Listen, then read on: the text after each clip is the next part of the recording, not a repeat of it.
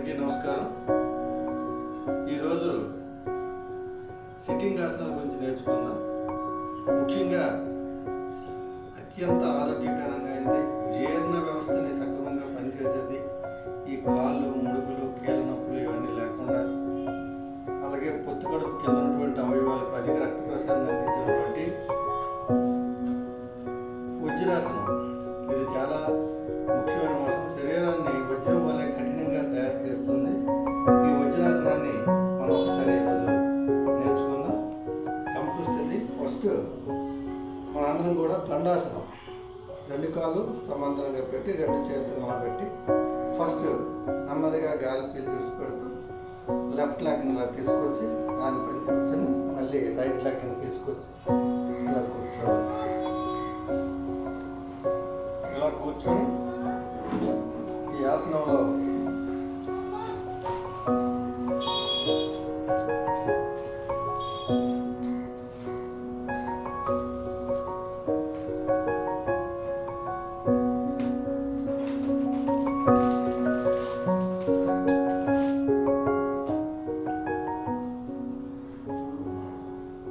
ఇలా ఎంతసేపు అయినా ఈ ఆసనాన్ని మనం అభ్యసనం చేయవచ్చు.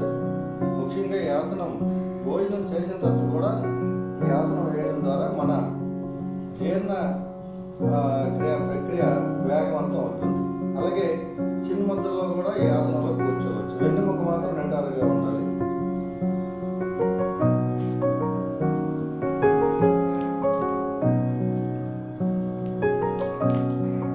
అలాగే ఈ వజ్రాసనంలోనే సుప్త వజ్రాసనం అని మరొక భంగిమ ఉంటుంది.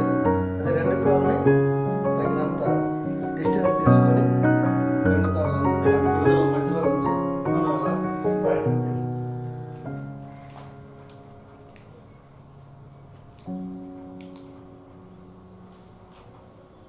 వీలున్నంత టైము మనం ఈ ఆసనంలో ఉండడం ద్వారా ఈ మల్టిపుల్ బెనిఫిట్స్ పొందుతాం.